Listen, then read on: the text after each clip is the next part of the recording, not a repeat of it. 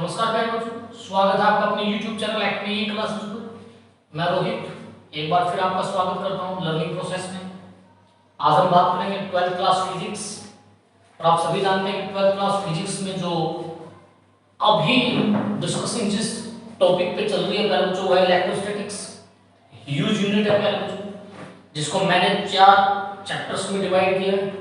Electrostatic force, electric field, electric potential and last and final electrical capacitance. प्यारे बच्चों, उसका एक चैप्टर इलेक्ट्रोस्टैटिक फोर्स हम खत्म कर चुके हैं। कूलॉम्स लॉ हमने किया, डाइलेक्ट्रिक कांस्टेंट हमने किया, सुपरपोजिशन प्रिंसिपल हमने किया, चार्ज और मास के बीच में डिफरेंस हमने किया, कॉज ऑफ चार्जिंग हमने किया, डिस्ट्रीब्यूशन ऑफ चार्जेस हमने किया और कुछ बड़े शानदार न्यूमेरिकल्स की। अच्छी जर्नी थी प्यारे बच्चों इलेक्ट्रोस्टैटिक फोर्स की, जो कम्स टू एन एंड इससे पहली वीडियो में हमने किया प्यारे बच्चों। अभी भी हम उस चैप्टर के अंदर से डेली एक इंपॉर्टेंट और एक इंटरेस्टिंग कंसेप्चुअल क्वेश्चन लिया करेंगे प्यारे बच्चों। अब यदि मैं एक ही दिन उस चैप्टर के सभी कंसेप्चुअल क्वेश्चन आपको पढ़ाऊं या एक ही वीडियो में पढ़ाऊं तो प्यारे बच्चों वो वीडियो बोरिंग हो जाएगी। आपको ऐसा लगेगा कि ये बहुत हाई लेवल जा चुका है। इसलिए मैं चाहता हूं कि इंटरेस्ट भी बना रहे प्यारे बच्चों और नॉलेज भी बनी रहे। इसलिए मैं हर वीडियो के लास्ट में डेली इलेक्ट्रोस्टैटिक फोर्स का एक शानदार क्वेश्चन आपके साथ डिस्कस किया करूंगा। कभी आपके लिए छोड़ दिया करूंगा, कभी मैं क्या करूंगा। तो अब प्रोसेस को आगे लेके चलते हैं और आज बात करेंगे हम इलेक्ट्रोस्टैटिक्स यूनिट के सेकंड चैप्टर की, और दिस इज इलेक्ट्रिक फील्ड। पहले चैप्टर में पहले जो हमने बात की थी इलेक्ट्रिकल फोर्स की, आज हम बात करेंगे इलेक्ट्रिकल फील्ड की। यहां से चैप्टर स्टार्ट होता है, बड़ा इंटरेस्टिंग चैप्टर है, बड़ा शानदार और बड़ा इजी चैप्टर है। सबसे पहले बात यही करते हैं कि what is the electric field.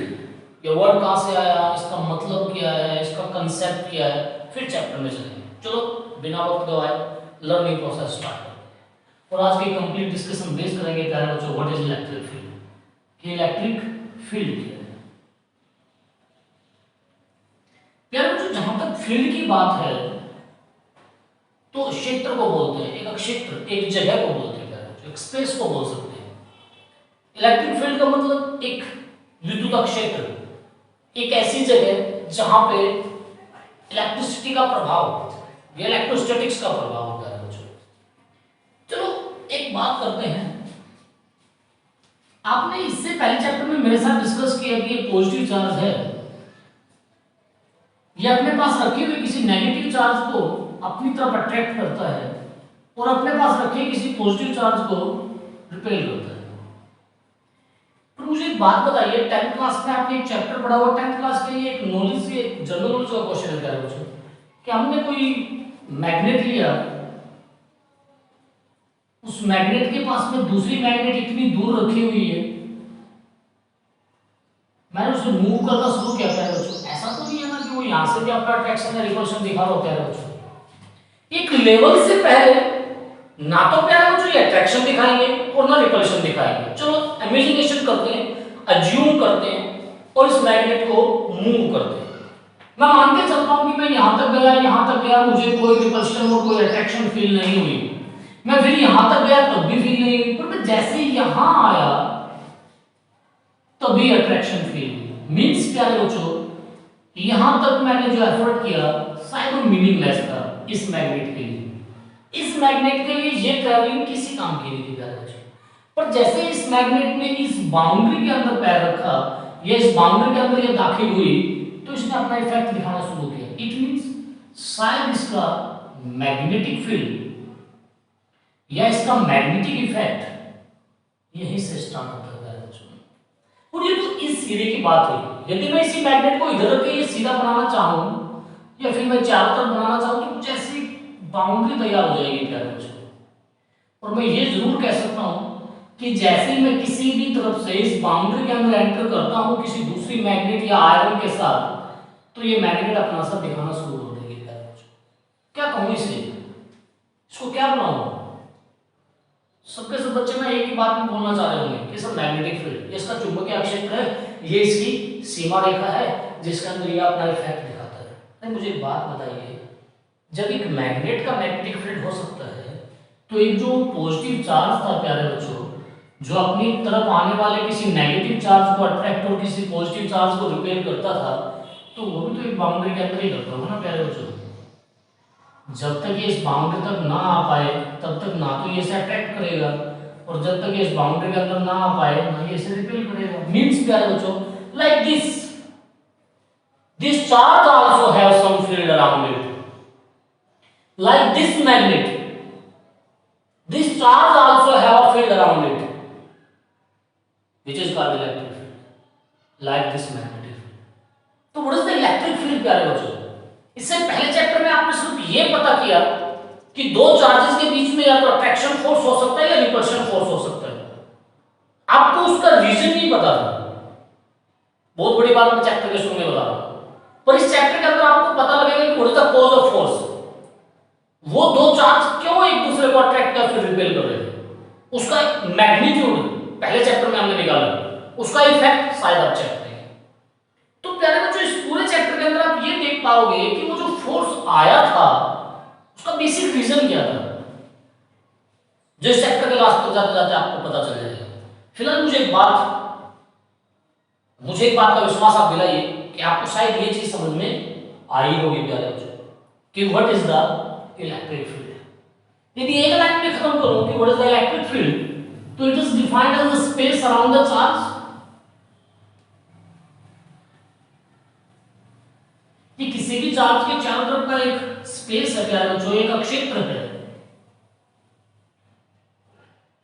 This positive charge, this is space around it. और एक बात बहुत ध्यान से मेरी सुनना प्यारे बच्चों, जब तक मैं इलेक्ट्रोस्टैटिक्स की बात करूंगा आप चार्ज एट रेस्ट अपने आप अंडरस्टूड करेंगे। यदि मैं बताना भी भूल जाऊं तो आप याद रखिएगा कि इस पूरी यूनिट के अंदर आप चार्ज एट रेस्ट की बात कर रहे हैं। तो प्यारे बच्चों, जब मैं यहां पे आ रहा हूं तो ये चार्ज क्या है? At rest. ये इसका क्या है प्यारे बच्चों? Electric field. तो what is the electric field? It is defined as the space, is defined as the space around a charge at rest in which its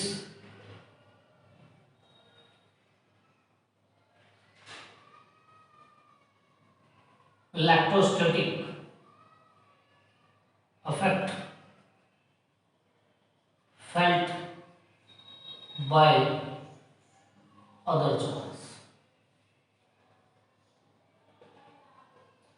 It is defined as the space around a charge at rest in which its electrostatic effect felt by other charge. किसी दूसरे charge के द्वारा जिस क्षेत्र में या जिस space में किसी चार्ज के उसका प्रभाव महसूस किया जाने लगे, उस स्पेस को क्या बोलते हैं? इलेक्ट्रिक फील्ड बोलते हैं। तो what is electric field? It is defined as the space around the charge in which electrostatic effect ठीक है, वरना तो आप इसको काट के इंटरेक्शन भी बोल सकते हो प्यारे बच्चों।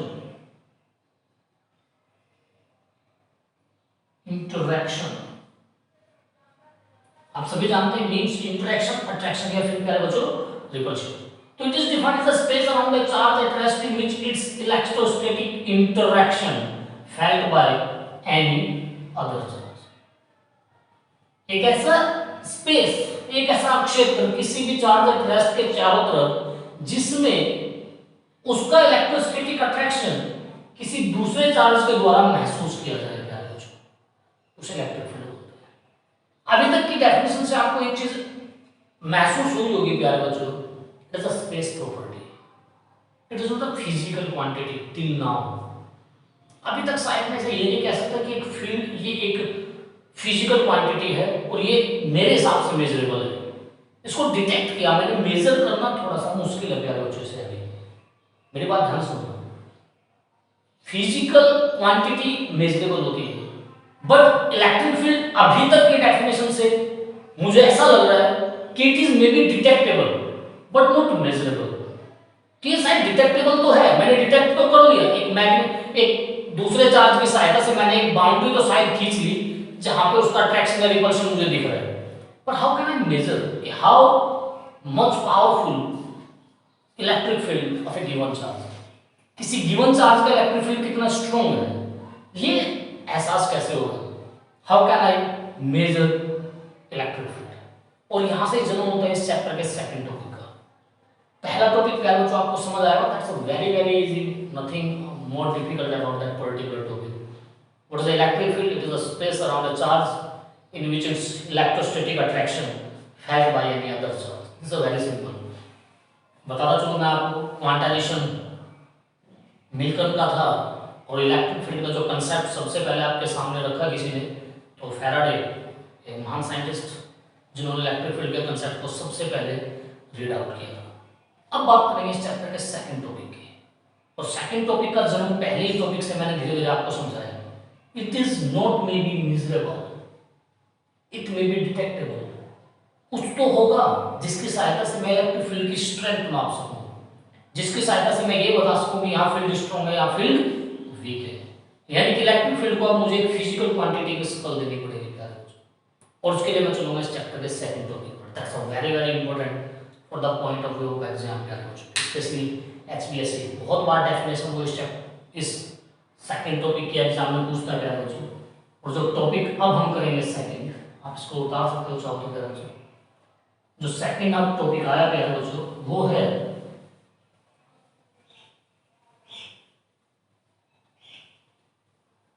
that's a very very important also. This is electric field intensity. Electric field intensity. What is electric field intensity? यानी बच्चों ये किसी भी फील्ड की स्ट्रेंथ बताता है। अभी चलो अज्यूम नहीं करेंगे, बड़ा रिलैक्स हो गया, आप चैप्टर स्टार्ट किया, बड़ा धीरे धीरे पढ़ेंगे, चाहे टॉपिक कितने ही हो, क्योंकि चैप्टर की स्टार्टिंग अच्छी होती है फिर एंडिंग अच्छा होता है। तो सोचिए ये वही पॉजिटिव चार्ज था और ये उसके चैप्टर का रीजन था प्यारे बच्चों। जब इस रीजन में मैं ये नेगेटिव चार्ज लेके आया, आप सभी अच्छे बच्चे, यहां तक तो कुछ था ही नहीं, यहां के बाद ही फील्ड स्टार्ट हुआ, यहां के बाद ही इंटरेक्शन स्टार्ट हुई। सोचिए प्यारे बच्चों, जब ये नेगेटिव चार्ज यहां होगा और जब ये नेगेटिव चार्ज यहां होगा और जब ये नेगेटिव चार्ज प्यारे बच्चों यहां होगा इस पॉइंट पे, और जब ये नेगेटिव चार्ज यहां होगा इस पॉइंट पे, कब सबसे ज्यादा इंटरेक्शन होगी? कब ये पॉजिटिव चार्ज अपना जलवा सबसे ज्यादा दिखाएगा? बड़ा इजी आंसर है। यहां शायद उतनी पावरफुल अट्रैक्शन ना हो, यहां शायद उतनी पावरफुल अट्रैक्शन ना हो, यहां उतनी पावरफुल अट्रैक्शन ना हो, पर शायद ये सबसे ज्यादा पावरफुल अट्रैक्शन होगी। बिकॉज गुलाम सलाम ने बताया ना, there is a force inversely proportional to distance. तो जैसे मैं यहां इस चार्ज को लेके आया तो अट्रैक्शन तो बहुत ज्यादा होगी। इट मींस प्यारे बच्चों, वो जो इलेक्ट्रोस्टैटिक इंटरैक्शन है और उसकी जो फीलिंग है, यही इलेक्ट्रिक फील्ड है बच्चों। वो जो फीलिंग है वो प्रत्येक पॉइंट पे बदलती है। किसी पॉइंट पे वो फीलिंग ज्यादा है और किसी पॉइंट पे वो फीलिंग कम है। इट मींस इस पूरे के पूरे स्पेस के अंदर मैं ये नहीं कह सकता कि इलेक्ट्रिक फील्ड एक जैसा रहता होगा। इसलिए मैंने कहा था कि electric field may be not a physical quantity, it is only A space property, it is only A detectable property, it is not measurable. तो यदि मुझे कोई कहे कि इस पॉइंट पे बताइए कि फील्ड कितना स्ट्रॉन्ग है, या इस पॉइंट पे बताइए कि वो फीलिंग जो इस चार्ज के द्वारा इस चार्ज ने महसूस की कितनी स्ट्रॉन्ग है, इस पे बताइए कितनी स्ट्रॉन्ग है, इस पे बताइए कितनी स्ट्रॉन्ग है और इस पे बताइए। अभी तक मैं नॉर्मली बता सकता हूं कि इससे ज्यादा अट्रैक्शन यहां होगी, इससे ज्यादा अट्रैक्शन यहां होगी और सबसे ज्यादा अट्रैक्शन यहां होगी। बट अभी भी मेरे पास कोई फॉर्मूला नहीं आया जो मुझे इसका सही सटीक आंसर दे सके। तो अब इलेक्ट्रिक फील्ड इंटेंसिटी इसको क्लियर करेगी, यानी कि मुझे किसी इस P पॉइंट पे इलेक्ट्रिक फील्ड इंटेंसिटी निकालनी पड़ सकती है, मुझे किसी इस Q पॉइंट पे निकालनी पड़ सकती है, मुझे किसी इस S पॉइंट पे निकालनी पड़ सकती है, मुझे किसी R पॉइंट पे lot of point in this particular field at which you have to calculate the strength of electric field कि कहाँ पे वो फीलिंग सबसे ज़्यादा है, कहाँ पे इंटरेक्शन सबसे ज़्यादा है, कहाँ पे रिपल्शन सबसे ज़्यादा है, कहाँ पे अट्रैक्शन सबसे ज़्यादा है, you have to calculate। और शायद उसी को प्यारे बच्चों इलेक्ट्रिक फील्ड इंटेंसिटी बोलते हैं। तो what is electric field intensity बाद में लिखेंगे डेफिनेशन, अभी बात करेंगे कि what is electric field intensity. Electric field intensity is the strength of electric field. Electric field intensity, इस पॉइंट पे शायद इलेक्ट्रिक फील्ड ज्यादा स्ट्रॉन्ग नहीं था, इस पॉइंट पे थोड़ा सा स्ट्रॉन्ग हुआ, इस पॉइंट पे थोड़ा और, इस पॉइंट पे तो शायद मैक्सिमम हो गया प्यारे बच्चों, क्योंकि यहाँ feeling of interaction of this charge for this charge is maximum. It means प्यारे बच्चों ये डिफरेंट पॉइंट्स जो आपको दिख रहे हैं, इन डिफरेंट पॉइंट पे इलेक्ट्रिक फील्ड इंटेंसिटी डिफरेंट 100% होगी प्यारे बच्चों। ये अभी तक इंटेंसिटी हटाइए, इन सभी पॉइंट पे इलेक्ट्रिक फील्ड अलग अलग जरूर होगा। अब हम देखते हैं कि इसको कैलकुलेट कैसे करते हैं कि what is the electric field intensity. मैं डेफिनेशन आपके सामने रख रहा हूं और कांसेप्ट फिर क्लियर करने की कोशिश करेंगे। What is electric field intensity प्यारे बच्चों? It is defined as the strength, it is defined as the strength of the electric field of a given charge at a point in its electric field. Definition को जरा figure के साथ समझने की कोशिश करना प्यारे बच्चों। मैं कहता हूं ये कोई पॉइंट है और यहां कोई क्यों चार्ज रखा है, this is source charge, means इस चार्ज का इफेक्ट मैं चेक कर रहा हूं प्यारे बच्चों। ये कोई पॉइंट है पी, इस पॉइंट पर मुझे इलेक्ट्रिक फील्ड की पावर निकालनी है, स्ट्रेंथ निकालनी है। तो what is the electric field intensity? It is defined as the strength of electric field of a given charge at a point in its electric field. It is defined as the strength of electric field of a given charge at a point in its electric field. ये तो एक प्यारे बच्चों definition, इसको calculate कैसे करेंगे वो लिख रहा हूं मैं। And it is measured as the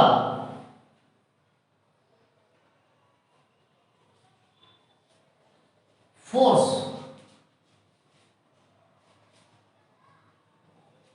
per unit charge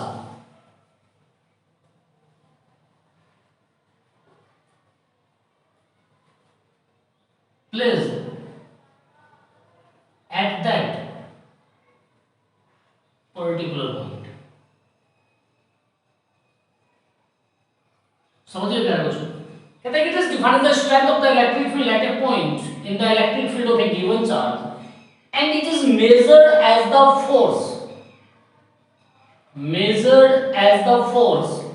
per unit test charge। That's a very interesting, what is this per unit test charge? Test charge होता क्या है? मैंने इसको पहले लिखा दिस इज सोर्स चार्ज, पर इस सोर्स चार्ज का इंटरेक्शन तो कहीं चेक करो ना पहले, ताकत कैसे निकालेंगे? How can I calculate the strength of the electric field? अरे प्यारे बच्चों, इस इलेक्ट्रिक फील्ड स्ट्रेंथ, इस सोर्स चार्ज की यदि आपको इलेक्ट्रिक फील्ड स्ट्रेंथ निकालनी है प्यारे बच्चों, तो आपको ये देखना पड़ेगा कि कितनी ताकत के साथ किसी चार्ज को अपनी तरफ खींच रहे हैं। अभी थोड़ी देर पहले जो मैंने आपको फिगर आउट करके दिखाया तो मैंने बताया था कि यहाँ पे सबसे स्ट्रॉन्ग फील्ड है। क्यों प्यारे बच्चों? क्योंकि जब यहाँ चार्ज आया था तो इस चार्ज ने उसे सबसे ज्यादा ताकत के साथ अपनी तरफ अट्रैक्ट किया था। मींस प्यारे बच्चों, फील्ड को चेक करने के लिए आपको फोर्स चेक करना पड़ेगा कि किसी पर्टिकुलर पॉइंट पे ये वाला चार्ज किसी दूसरे चार्ज पे कितनी फोर्स लगा रहा है, यानी कि फोर्स पर यूनिट चार्ज। अब मेरी बात एक और ध्यान से सुनना पहले, दैट्स अ वेरी इंटरेस्टिंग। अब मुझे एक बात बताइए, यदि एक सोर्स चार्ज है और मुझे इस पॉइंट पे इसका फील्ड निकालना था और मैंने यहाँ कोई दूसरा चार्ज रख दिया प्यारे बच्चों, मुझे तो ताकत इस चार्ज की निकालनी है ना, इसको अट्रैक्ट कर देगी। मेरी बात ध्यान से सुनना प्यारे बच्चों, I am going to calculate the power of this charge to attract या repel this charge at that point. मुझे इस चार्ज की ताकत निकालनी है, इस चार्ज को अट्रैक्ट या रिपल्शन करने की इस पॉइंट पे। और मुझे एक बात बताइए, कूलम्ब्स लॉ ने क्या कहा था कि इलेक्ट्रोस्टैटिक फोर्सेस म्यूचुअल, जितनी पावर के साथ ये इसे अट्रैक्ट या रिपेल करेगा उतनी पावर के साथ ये इसे अट्रैक्ट या रिपेल करेगा। तो यदि मैं कहूं कि ये इसको बाहर की तरफ फेंक रहा है और मैं इस चार्ज की वजह से यहां निकालने लग जाऊं फोर्स पर यूनिट चार्ज, तो क्या वो केवल इसकी ताकत होगी? नहीं प्यारे बच्चों, वो इसकी भी ताकत होगी, क्योंकि it is a mutual tendency. और मुझे तो केवल इसकी ताकत निकालनी है ना।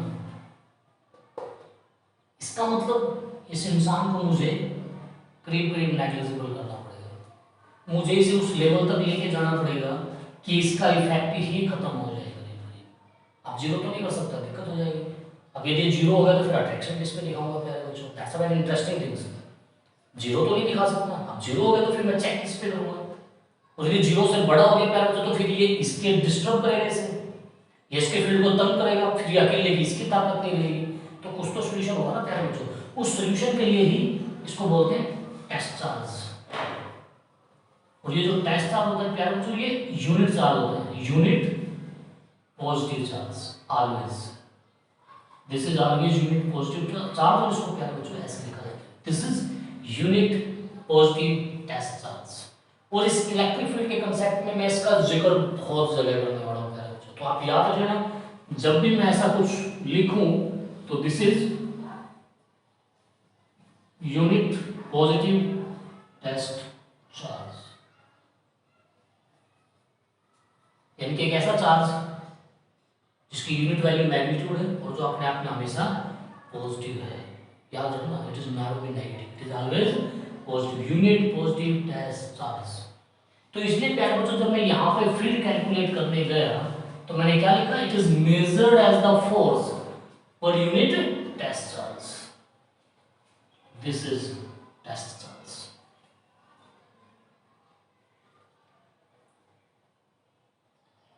This is the force, repulsion force, और ये repulsion force per unit test charge, ये repulsion force per unit test charge प्यारे बच्चों, this is electric field. E से दिखा जाता है प्यारे बच्चों इलेक्ट्रिक फील्ड। अब मुझे उम्मीद है कि आपको समझ आया होगा what is the electric field intensity. Electric field intensity is force per unit test charge. अब अलग अलग पॉइंट पे निकालें ना इसको, अलग अलग पॉइंट पे फोर्स अलग अलग होगा तो इलेक्ट्रिक फील्ड भी प्यारे बच्चों अलग अलग हो जाएगा। इसलिए इलेक्ट्रिक फील्ड जो इससे पहला टॉपिक मैंने पढ़ा वो फिजिकल क्वांटिटी शायद नहीं था, वो डिटेक्टेबल था, एक्सप्रेस प्रॉपर्टी थी। उस इलेक्ट्रिक फील्ड को यदि मुझे फिजिकल क्वांटिटी में कन्वर्ट करना पड़ा तो मैंने इंटेंसिटी लगाया, इसको याद ऐसा रखना। अब इंटेंसिटी आया तो it is become electric field intensity. और उस पूरे चैप्टर में आप इलेक्ट्रिक फील्ड या इलेक्ट्रिक फील्ड इंटेंसिटी को एक ही समझोगे प्यारे बच्चों, यहां तक ही ये अलग था। आगे यदि मैं कहीं इलेक्ट्रिक फील्ड लिखूंगा तो उसका मतलब मैं इलेक्ट्रिक फील्ड को ई से ही दिखाऊंगा, but it is not electric field, it is electric field intensity. What is the electric field intensity? Very important for the HBSC. Special बोल रहा हूँ प्यारे बच्चों. It is defined as the strength of a source charge या of a given charge in its electric field at a particular point, and it is measured as the force per unit charge placed at that particular point. प्यारे बच्चों,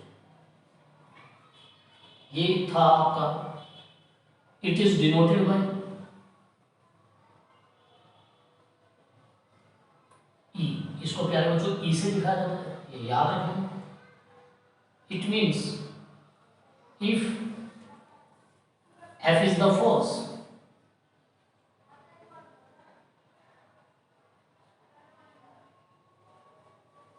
if F is the force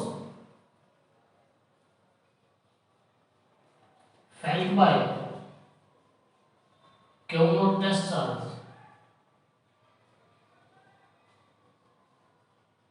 at point P in the electric field of charge Q, then E is equal to F by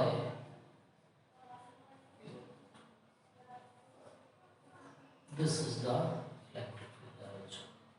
It is defined the strength of the electric field at a given of a given charge at a point in its electric field, and it is measured as the force per unit test charge पे आ रही है. That's electric field. याद रखना. There is a vector quantity. याद रखना ये एक vector quantity होती है. That's a very interesting point to be noted.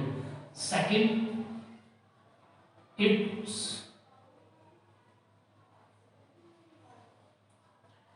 the unit of E, सोचिए, is Newton or Coulomb. That's very important. Newton per Coulomb. Force की न्यूटन होती है, पहले तो चार्ज की कूलम होती है, ये बढ़ गया पहले तो न्यूटन पर coulomb. Third very important, the dimensional formula. The dimensional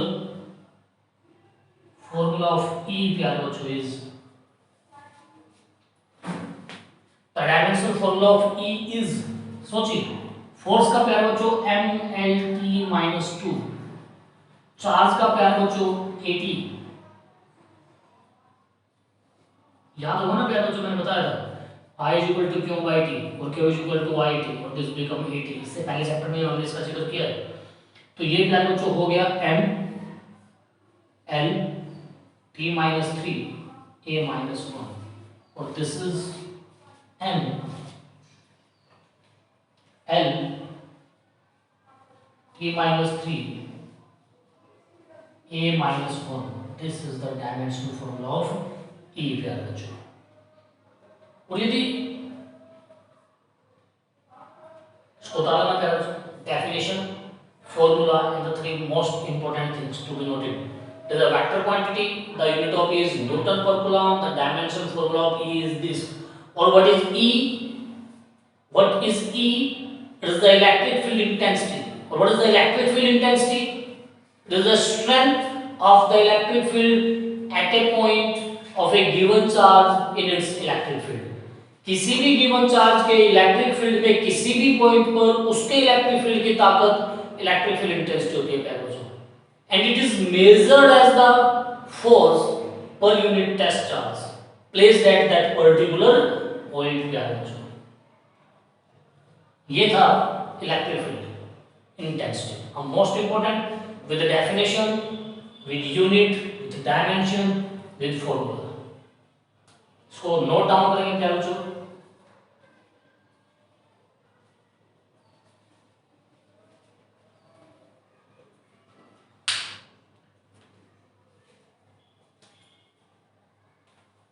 अब प्यारे बच्चों थोड़ा सा आगे चलता हूं.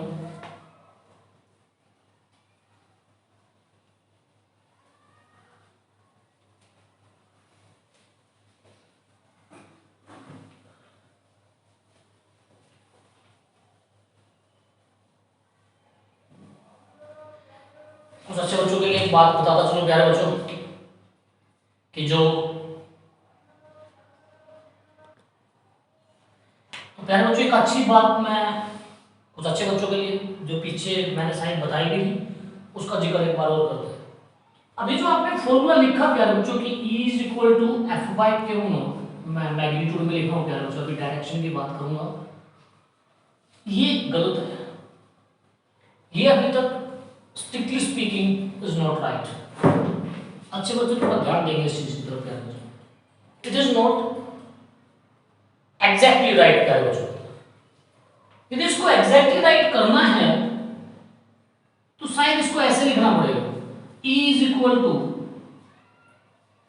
F अपॉन में q naught such that limit tends to 0.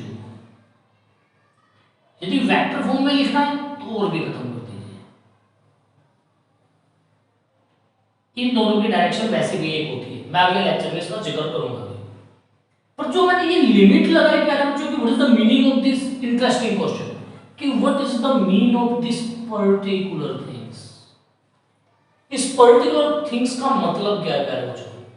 आपको पता ही है, प्लस 1 क्लास में यदि आपने मैथ्स पढ़ा हो तो लिमिट चैप्टर आता है प्यारे बच्चों उसमें. और हमें पता है कि लिमिट तब मैं अप्लाई करता हूं जब मैं किसी चीज को जीरो भी नहीं कह सकता और उसको बड़ा करके भी नहीं दिखा सकता। इसका मतलब ये होता है टेंड्स टू जीरो, यानी कि approaches to zero. It means this is near about zero but not zero.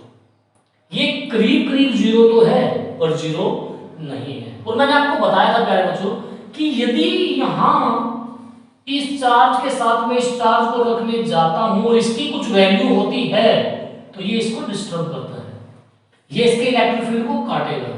केवल इसकी स्ट्रेंथ बचेगी नहीं, वो तो दोनों की स्ट्रेंथ हो जाएगी। पर मुझे तो केवल इसकी स्ट्रेंथ निकालनी थी ना प्यारे बच्चों, तो मैंने क्या किया, मैंने इस चार्ज को इतना स्मॉल किया, इतना स्मॉल किया कि करीब करीब वैनिश हो जाए, मींस ये करीब करीब अबाउट टू जीरो हो जाए, ताकि जितनी भी ताकत निकले वो केवल इसकी निकले, इसका रोल ही खत्म हो जाए और मैं इलेक्ट्रिक फील्ड को अच्छे तरीके से एक्सप्लेन कर पाऊं। तो what is the meaning of this limit? This shows that test charge tends to zero so that it cannot disturb the field of source charge। कि इतना स्मॉल हो जाए बेटा, इतना छोटा हो जाए कि ये डिस्टर्ब भी ना कर पाए सोर्स चार्ज के फील्ड को, ताकि जितनी भी स्ट्रेंथ निकले वो केवल इस सोर्स चार्ज के निकले। अब प्यारे बच्चों, आप इलेक्ट्रिक फील्ड के कंसेप्ट को किसी के सामने बता भी सकते हो, उसके दिए क्वेश्चन का आंसर भी कर सकते हो। This is the electric field. आज के लिए प्यारे बच्चों इतना ही। कल हम इस चैप्टर की कुछ इंटरेस्टिंग चीजें करेंगे। लर्निंग प्रोसेस जारी रखिए, बने रहिए मेरे साथ। जितना इलेक्ट्रोस्टैटिक्स आगे की तरफ चलेगा प्यारे बच्चों उतना इंटरेस्टिंग होता चलेगा। मुझे याद आ गया, तो मैं भी चलने वाला था एक इंटरेस्टिंग क्वेश्चन कंसेप्चुअल पहले चैप्टर से आपके साथ डिस्कस करना था। इतना शानदार क्वेश्चन डिस्कस करना था प्यारे बच्चों जिसमें कई टीचर भी दिक्कत कर जाए। चलो करते हैं। हमने पहले चैप्टर में पढ़ा था प्यारे बच्चों कि दो एक जैसे चार्ज हमेशा रिपेल करते हैं और दो अलग अलग चार्ज अट्रैक्ट करते हैं। आज एक इंटरेस्टिंग क्वेश्चन आपके लिए लेके आए, और वो इंटरेस्टिंग क्वेश्चन प्यारे बच्चों ये है, क्या ये चार्ज अट्रैक्ट भी कर सकते हैं? बिल्कुल डिफरेंट चीज बोल रहा हूँ प्यारे बच्चों। Is this possible? Like charges attract each other, is this possible?